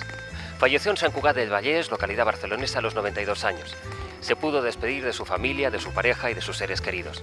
Ganó el premio Ondas, entre otros muchos, por sus retransmisiones, especialmente de tenis, aunque decía, y lo decía sin imposturas, que lo que de verdad le importaba y le llenaba era el cariño y el respeto. A veces, dijo en una de sus últimas apariciones, veo tanta acritud y crispación. Si fueran capaces de tener un día en que la gente pensara que se va a morir, dijo, a lo mejor pensarían que tanto odio, tanta envidia, no vale la pena. El funeral será en Sant Cugat del Vallès, en su propio domicilio. En el epitafio pone, se fue Alex Corretja, qué buen rollo que daba. Con Alex Corretja empezamos la semana pasada la segunda temporada de nuestras Necrovistas, saben, ese espacio en el que pactamos cómo desean ser recordados algunos famosos y famosas cuando dentro de muchísimos años ya no estén entre nosotros. Y esta mañana ha venido a pactar su obituario con nosotros el actor Pepón Nieto. Quería ser cualquier cosa de pequeño. Un día quería ser médico y al otro día quería ser camionero y al otro día quería ser bombero y al otro día quería ser, yo qué sé, cocinero, me daba igual. Y la vocación digamos, del teatro, porque yo empecé en esto haciendo teatro, llegó mientras lo hacía. Hola, Pepón Nieto, buenos días. Hola. ¿Dispuesto para morirte un rato? Pues mira, sí, está bien, está bien. Oye, antes de empezar con la necrológica, con el obituario que iremos elaborando contigo, quiero que me hables de tu último trabajo que podemos ver en Netflix con la producción de Javier Calvo y Javier Ambrosi, la dirección de Nacho Vigalondo, esa serie Superstar. No te lo vas a creer, Paco. Estoy que me lo creo todo. Resulta que Miguel había quedado con una chavalita y venga, bla, de la vaca para arriba, la vaca va a venir la vaca. Bueno, por la vaca. Lo interpretas a Tony Genil. Oye, ¿qué tal la experiencia? Porque desde luego es una serie distinta a todo lo que se ha hecho hasta ahora. Sí, a mí es lo que más contento me tiene. Me gusta mucho que se hagan series que... Hacemos muy buena ficción en este país, pero a mí me gusta ver el punto de vista de un autor y me gusta ver la mirada de un artista, ¿sabes? Están todas muy bien hechas y bueno, pues un thriller, un true crime o cualquier cosa, pero esta tiene algo muy especial que es el mundo de Nacho Vigalondo y desde el sitio donde Nacho cuenta esta historia, porque no es un biopic al uso, es una cosa casi de realismo mágico, de extraña, utilizando a estos personajes ya para la hacer historia una real ficción. Ya lo fue era, un poco ¿no? de realismo mágico. Sí. Bueno, no sé si llamarle mágico. Sí, bueno, sí. Ultra realismo. No, pero me mola mucho esa serie, sí. Y tengo la suerte también de estar en Furia, que es la de Félix Sabroso, y que está en HBO, y también me parece que es una serie que cuenta las cosas desde un sitio muy particular, que es el del director. A mí, ver la mano del director, la autoría, del punto de vista, me interesa mucho. Oye, estás en un buen momento, entonces. Bueno, no, esas cosas que son la casualidad, ¿no? Uno va haciendo cosas y se estrenan. Coinciden que los estrenos son simultáneos. Se estrena a la vez, sí. Bueno, hasta aquí la parte amable. Ya. A partir de ahora ya sí, toca ir haciendo el obituario, que bueno, al final también es amable, porque aquí de lo que se trata es de hacer con vosotros el pacto de que el día que toque, en la radio suene algo que tú ya conoces, porque es verdad que luego te mueres y te escriben cosas que o ves en la tele o escuchas en la radio, cosas que dices, pues yo no hubiera estado de acuerdo con esto. Pues claro, por lo menos hablas tú, ¿no? De ti mismo. Efectivamente. Oye, dime para empezar qué canción nos vas a pedir que suene en la radio el día que no estés. Bueno, pues es que claro, pensaba en una que tuviera que ver conmigo, pero creo que lo mejor es que se quede la canción para los que se quedan, ¿no? Para los que la van a oír. Claro. Y entonces he elegido Qué bello es vivir, del Canca. Del Canca. Nos gusta mucho el Canca en este programa. Vale, pues me lo anoto y luego al final del obituario sonará el Canca. Vamos a empezar por el principio. No sé con qué serie o con qué producción te gustaría que te vinculáramos al principio de la necrológica. Mira, podría ser por, yo creo, el primer gran papel que te dio a conocer, periodistas. José Antonio Aranda, soy becario. ¿Qué tal? Bien. Me han dicho que en local trabajáis mucho. Pero yo no me asusto, ¿eh? Que si me tocara en otra sección, me gustaría ir a trabajar a local este verano, donde está la acción. Si parece bien a nosotros. Sí, claro, si a ustedes les parece bien, que por eso son los jefes. La serie Los hombres de Paco. Mire, don Lorenzo, anoche hubo un montón de denuncias por avistamientos ovnis. Nosotros estuvimos allí y yo personalmente he tenido contacto con uno de ellos. O películas como Las brujas de Zugarramundi, Perfectos desconocidos o Perdona bonita, pero Lucas me quería a mí. Dani, ha llamado la casera y nos quiere echar por los meses que debemos. ¿Y ahora qué? No nos puede echar por 2 meses. Eso se lo dije yo, pero cuando me hacéis caso... ¿Cómo es homófoba y el contrato vence el mes que viene? Mira, no te pongas histérico. En cuanto salgas de la lavandería, vente a casa y buscamos una solución. Ay, sí, por favor, una solución. ¿Qué ponemos? Porque esto tiene que empezar con un... Ha muerto Pepón Nieto, ¿actor? Sí, bueno, puedo ser actor. Conocido... ¿Puedo poner otra cosa? Pues, es que claro, ¿por qué nos tiene que definir la profesión? Claro, es verdad. Has empezado tú así. Pues, no, pues lo cambio. Ha muerto Pepón Nieto. Persona. Conocido, ¿no? Conocido por ser actor. Bueno, eso sí puedes poner. Claro. ¿Qué era su vocación, por cierto, o no? Pues ahora ya sí, pero yo reconozco que no, que al principio yo no sentía estas cosas que tienen muchos compañeros míos que dicen, yo desde que tenía 4 o 5 años ya sabía que quería ser actor y lo tenía claro y tal.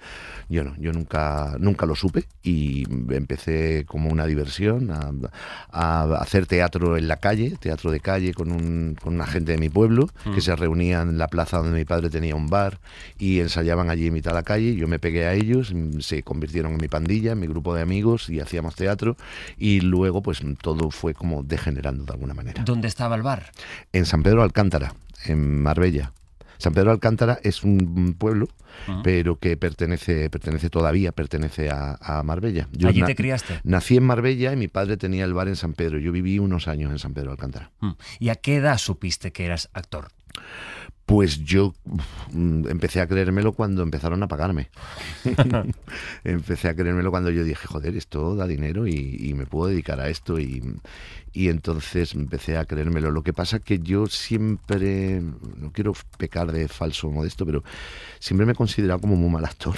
Entonces, yo a mí mismo. Entonces me costaba mucho decir que era actor. Decirlo así, no, yo soy actor. Quizá cuando ya empecé a ser más conocido, pues se me empezó a quitar la vergüenza, pero a mí me daba... ¿Pero era por vergüenza? A mí me daba vergüenza decir que era actor. No vergüenza de la profesión, sino vergüenza de mí mismo, no sé, me daba cosa decir, pues yo soy actor. Me parecía que la gente me iba a mirar raro. ¿Y cuándo se te quitó eso? Pues me imagino que cuando ya empecé a ser más conocido y a vivir mejor de mi trabajo. ¿La serie o el trabajo con el que cambia tu vida, cuál es? Bueno, creo que Días Contados, la película de Uribe, que fue lo primero que hice. Había hecho muy poco de audiovisual, por no decir casi nada, creo que un capítulo de Farmacia de Guardia y alguna cosa más, pero la película con la que me hice más conocido fue con Días Contados. Nos nominaron a los Goya a todos y fue una película muy, muy premiada y fue con Imanol Uribe. Una película muy, muy dura que habla de un atentado de ETA. De ETA, sí. Y es una película además que ha envejecido muy bien, porque hace unos meses haciendo zapping por una plataforma la pillé, empezada, y me enganchó la peli. Oye, cuando te ves tantos años después, ¿te sabes ver como un espectador? Yo me veo siempre mal. Joder, estoy muy pesado. Está saliendo, no sé si una cosa, pero sé. Está saliendo más para el psicoanalista que para el tanatorio, ¿eh? Ay, pobre mierda de tío. No, hombre, no. No, quiero decir, yo no miro, cuando estoy trabajando no voy a mirar el combo, no voy a mirar el monitor, nunca me miro. Nunca me veo. Y luego esto de voy a verme para aprender o para corregir, para mí es un castigo. No lo llevo bien y prefiero no verme porque hay muchas cosas que corregir. Entonces creo más en mi intuición y en cómo yo me siento haciendo el personaje, cómo yo he sentido la secuencia que en verme. Porque como me vea para la siguiente toma la cago seguro. ¿Pero tú eres así de perfeccionista solo contigo o con todo el mundo? Yo soy peor conmigo que con el resto de la gente, pero a veces soy un poco coñazo, sobre todo con el orden y eso, soy muy coñazo. ¿Dirías que eres un tipo obsesionado con el orden? Bueno, no obsesionado, pero necesito vivir con el orden. Yo me pongo a estudiar un texto en el salón de mi casa y miro y hay una cosa descolocada, estoy estudiando y miro, ya me levanto y la tengo que colocar, si no yo ya no soy muy maniático con eso. Oye, ¿qué pongo como causa de la muerte? A causa de la muerte. Sí, ¿de qué te vas a morir? Yo me gustaría morirme dormido. Mi abuelo Miguel se murió durmiendo y le fue a llamar mi hermana pequeña, le fue a abuelo a llamarlo y estaba muerto. Y tenía apnea del sueño, y le dio como una especie de infarto. Y no se enteró. Y no se enteró de nada, estaba completamente tapado, plácidamente dormido, no dio un ruido y no se enteró absolutamente de nada. Así me gustaría morirme a mí. ¿A qué edad? Pues mira, tengo 58 años y siempre pienso que me queda media vida por delante, así que a los 116. Está muy bien, 116. Te pones en ese club. Solo hay uno de los entrevistados que ha dicho que se iba a morir antes de los 100. Sí, ¿no? Sí, la gente queremos vivir... Antonio de la Torre. Pues mira, de la Torre no sé lo que me dijo, ya no me acuerdo, pero Alex Correcha, que lo tuve la semana pasada, dijo 92. Y de la Torre, pues depende del día en que lo pilláramos. Antonio dijo que era 90 y algo, sí. ¿Ah, sí? ¿No llegó a los 100? Pues mira, ya son dos. ¿Dónde has muerto? Pues mira, yo me gustaría morirme en mi pueblo, o al menos que me enterraran en mi pueblo. Morirme, no sé si en mi pueblo, tengo una casa en Cádiz y allí quiero estar. Bueno, murió en Cádiz. Murió en Cádiz. Sí, te puedes morir en un sitio y enterrarte en otro, ¿no? Totalmente. Vale. Esto es tú, a tu libre elección. Elijo yo, ¿no? El que te vas a morir eres tú, solo faltaba. Oye, ¿y como influencias, a quién pongo? Porque claro, tú has trabajado con mucha gente. Nadie hace el cine que hace Alex en este país. La mezcla que tiene Alex y la forma que tiene Alex de rodar es muy difícil encontrarla aquí, sin desmerecer de ningún otro director, ¿eh? Es muy único, es muy especial. Ahora me hablabas al empezar de la importancia de trabajar con diferentes directores y esa virtud que tiene tu trabajo, que es la de poder expresar y mirar a través de los ojos de los directores. Aquí hablabas de Alex de la Iglesia. ¿Quiénes son los directores que más te han influido, Pepón? Fundamentalmente Félix Sabroso. porque además de haber trabajado con él en varias ocasiones, es un buen amigo mío y creo que tiene un discurso vital que me gusta mucho y con el que conecto muchísimo. Alex de la Iglesia, he trabajado mucho con él y también es un gran amigo mío.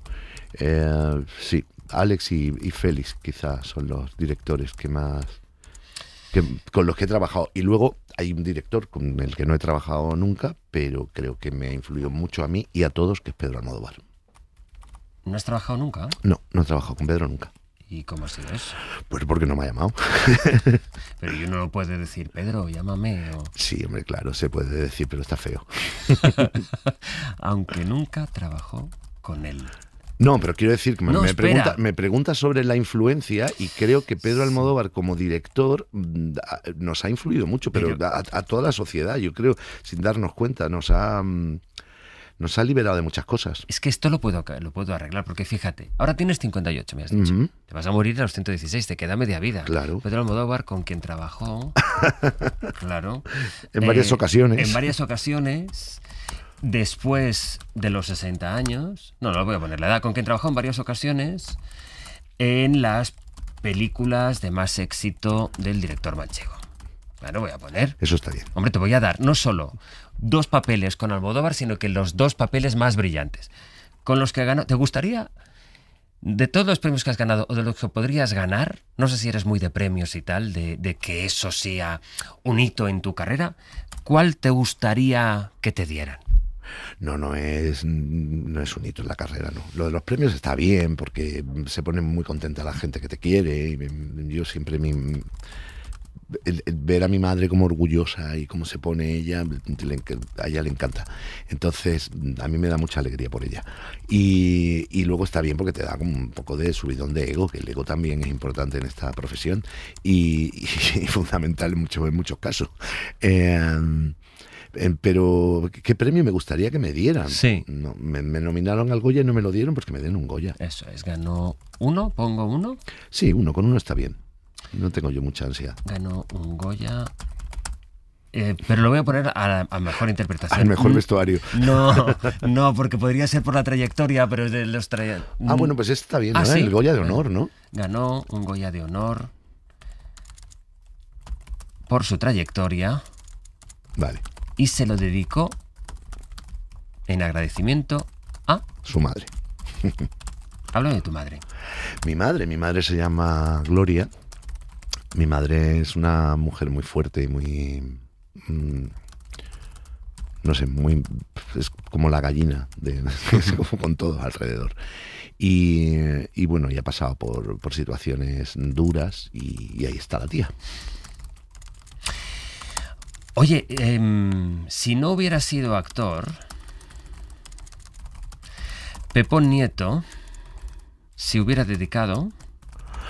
Pues probablemente hubiera sido cocinero. Mi familia se ha dedicado a la hostelería toda la vida y hemos tenido negocios familiares y yo he trabajado en el bar con mis padres pues siempre.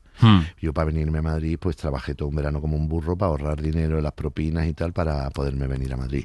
O sea, lo del bar está muy en el ADN de mi familia. Y a mí me ha gustado siempre mucho la cocina y yo me imagino que hubiera tirado por ahí, que hubiera tirado por la cocina. ¿Cómo va a ser el funeral? El funeral va a ser un fiestón. El funeral va a ser divertido, que la gente se lo pase bien, que se ría y que me recuerde riéndose y pasándoselo bien, bebiendo, haciendo lo que le dé la gana y disfrutando. No sé, no se me ocurre una manera mejor. ¿Dónde? En Marbella, en mi pueblo. Y eso sí que me gustaría, enterrarme en mi pueblo, en el cementerio de mi pueblo. Y estar allí ahí está mi abuela, mi prima, mi familia, mi padre, o sea que ahí. ¿Has pensado algún epitafio? Pues no lo he pensado. Mira, nosotros te vamos a proponer 3. Venga. Aquí yace Pepón Nieto, el padre de toda una nueva generación de actores. Aquí yace Pepón Nieto, que empezó de becario en periodismo y terminó como director de teatro y cine.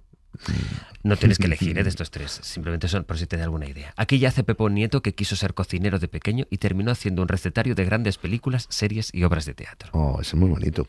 No, yo pondría algo así como... os recomiendo que disfrutéis. Os recomiendo que os lo paséis bien. ¿Tú lo haces? Yo lo intento. Intento pasármelo bien, disfrutar de las cosas. A veces cuesta, ¿eh? A veces la vida y la situación social es muy difícil abstraerse de todo lo que pasa. Y ni tampoco no pretendo abstraerme. Quiero tener no sé, estar implicado. A mí que las cosas que me interpelan me lleguen y creo que yo soy muy permeable a todo lo que pasa. Y entonces es difícil cuando eres muy permeable al sufrimiento, a las cosas que ocurren y tal, es muy difícil ser feliz o lo que entendemos por feliz, ¿no? Pero yo quiero que sea así. Y lo que sí intento es pasármelo bien. Hay momentos en los que me río mucho y quiero estar rodeado de mis amigos y disfrutar con ellos. Yo creo que esto ya lo tengo. ¿Ya lo tienes? Sí, ahora me voy a ir a la radio, que es este micro de aquí al lado, vale. Desde dentro de la radio, y vamos a ver qué tal queda la cosa. Vale. Esto es lo que va a sonar cuando yo me muera. Efectivamente. A los 116. Por lo menos.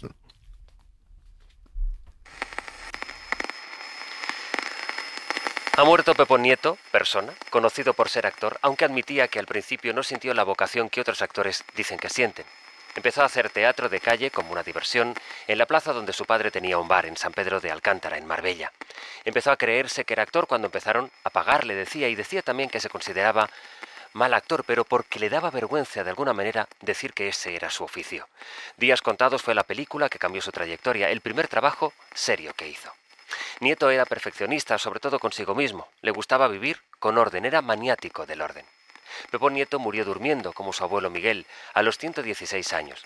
Murió en Cádiz. Reconocía la influencia de Félix Sabroso, que además era su amigo, de Álex de la Iglesia y de Pedro Almodóvar, con quien trabajó en varias ocasiones en las películas de más éxito del director manchego. A los premios les daba una importancia relativa, aunque le enorgullecía la alegría que su madre sentía por él cuando los ganaba. Ganó un Goya de honor por su trayectoria y se lo dedicó a ella, a su madre Gloria, de quien aprendió la fuerza. Si no hubiera sido actor, Pepón Nieto se hubiera dedicado a la cocina, al negocio de la familia. El funeral será un fiestón como él quería, con la gente riendo y disfrutando en Marbella. Será enterrado en el cementerio del municipio junto con su familia. En su epitafio pone: os recomiendo que disfrutéis. Él lo intentó sobre todo eso, pasárselo bien. Me fortalece, disfruto cada segundo y cada segundo que viene.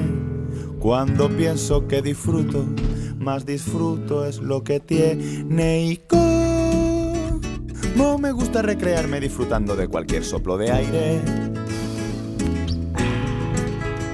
Y como me alegro de encontrarme tan alegre, tan feliz, tan despreciable. ¿Y cómo suena en la radio tu obituario? Pues me ha encantado. Sí. No me ha gustado mucho eso que he dicho al principio de que me daba vergüenza dar. ¿Lo quitamos? No quites nada. No quites nada. Está ¿Seguro? Bien. Estamos está muy a tiempo. bien. Está bien todo. Está todo bien. Lo que ha estado bien ha sido el rato que hemos compartido contigo. Gracias por esta generosidad, Pepón Nieto. Un abrazo. Gracias a ti, Sastre. Hasta luego. Y saco también el confeti y voy cantando por mi casa. Como me gusta recrearme disfrutando de cualquier soplo de aire. Y como me alegro de encontrarme tan alegre, tan feliz, tan despreciable.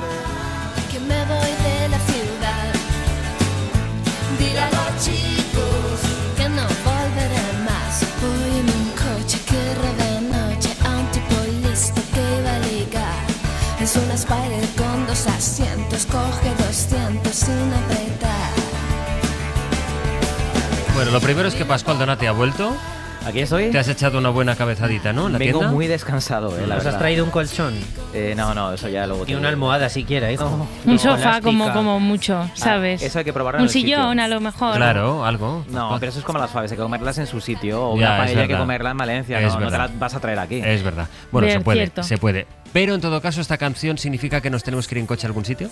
Bueno, se puede ir incluso en metro, casi andando, porque yo, en el caso de mi sitio, yo es que llevo unos días, hace relativamente ni 2 semanas, vinieron unos familiares y los llevé a las tetas de Vallecas, pero solo los llevé porque yo tenía otras cosas que hacer. A ver, explica por qué. Es que he dicho así. Define lo de las tetas de Vallecas. Las tetas de Vallecas es un... No es un dulce, es un parque. No, es un parque espectacular que tiene forma de 7 tetas. En Madrid. En Madrid. En el barrio de Vallecas tiene 7 tetas, porque el monte tiene forma de teta, todo es césped, rodeado de árboles, pero lo bueno que tiene es que tiene las mejores vistas de Madrid. Y sobre todo los mejores atardeceres. Y yo los llevé a un atardecer, pero claro, es un sitio donde yo no he ido para disfrutar. He pasado por allí, he llevado gente, pero yo no he ido. Entonces llevo una semana intentando convencer a Pascu. Si fuera una. Bueno, si fuera solo una semana...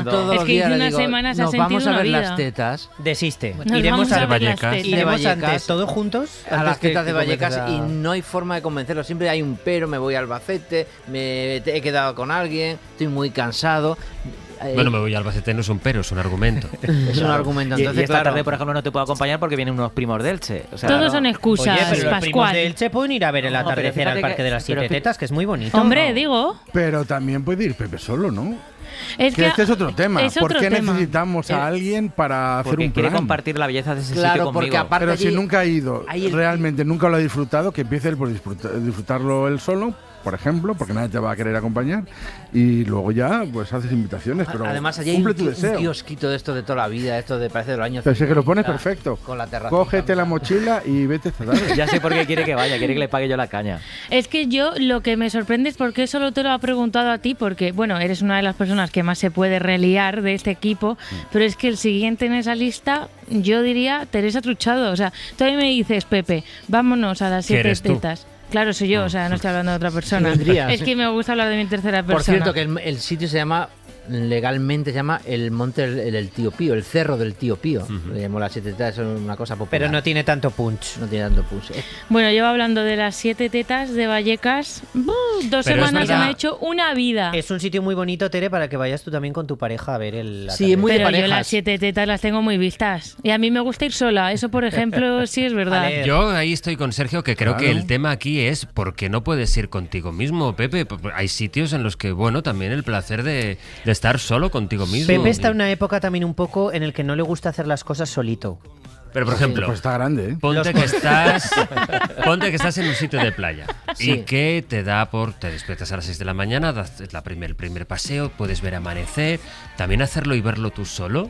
Sí, lo haces, no sé, acompañado con alguien con quien tú quieras estar, pues muy bien, pero oye, pues eso que te llevas tú para tus adentros. Sí, pero es que claro, en una conversación mirando el cielo. Puedes hablar contigo mismo, puedes pensar. El pobre que quiere ir con alguien. También se puede leer, es un buen sitio para leer. Claro. Es que es justo un sitio, un enclave en el que no es para nada imprescindible la compañía de nadie. ¿Sabes lo que pasa? Que también yo creo que lo vemos como desde la distancia del Madrid capital. Porque en el parque de Arganzuela Planetario, que tú vives en esas proximidades, a que seguro que hayas estado solo 1000 veces paseando. Sí. Pero es que yo creo que te dan más ganas de ir con alguien porque tú vas, ves todas las parejitas, los amigos y dices, ¿qué hago yo aquí solo? Que era un poco el tema, que hay sitios que tenéis un deseo muy grande de ir y nunca vais. Sí, ese es el tema. ¿Sabes? Y yo Roma. Mira, un poco en esa línea de parques y sitios así, yendo a Leganés, que es de donde es mi chico originariamente, ¿cómo se llama la cabeza esta que es como una medusa? La cabeza medusa de Leganés, tampoco nos vamos a complicar. Pues es que no sabía yo si era ese el nombre. Es el nombre artístico, en latín. El nombre de pila, es el nombre de pila. Si era la nomenclatura oficial, que es también una montañita en la que hay una cabeza como con las ideas así desbaratadas en la cabeza, que llaman la cabeza medusa, y la gente va mucho ahí también. Y siempre que pasamos digo, ¡ay! Tenemos que ir un día ahí. Y luego nunca terminas de ir. A ver, si es que es así, yo a Roma igual estoy a ver si engaño a alguien. He intentado engañar a varios novios que he tenido de que me lleven y ninguno me ha llevado.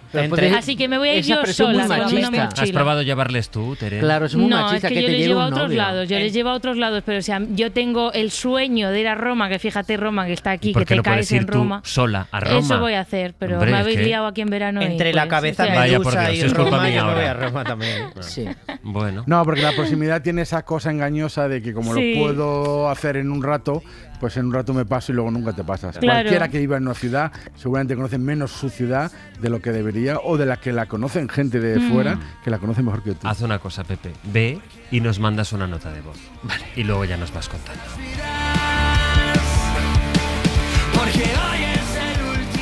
Bueno, hoy en la despedida...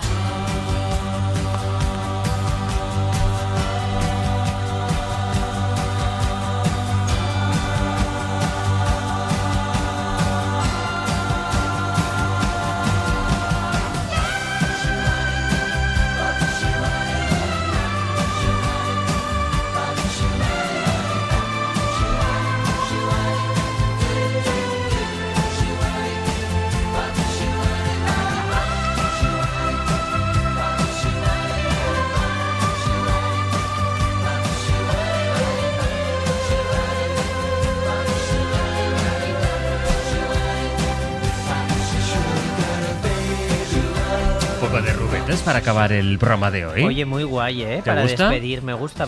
Nos acerca un poquito como al viernes. Claro, poco a poco, es que ya nos vamos acercando. Ya casi es viernes, hasta. Ya huele a viernes. Además, viernes que va a ser puente para quien pueda cogérselo. Aquí estaremos todos, no te preocupes. Eso es.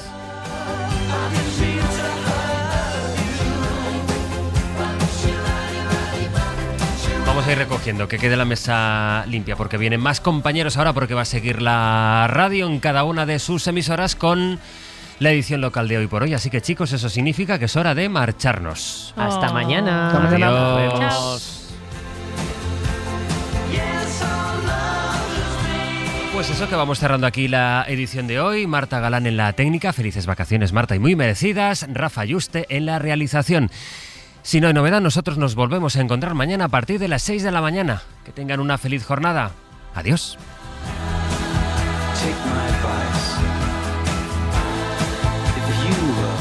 Para no perderte ningún episodio, síguenos en la aplicación o la web de la SER, Podium Podcast o tu plataforma de audio favorita.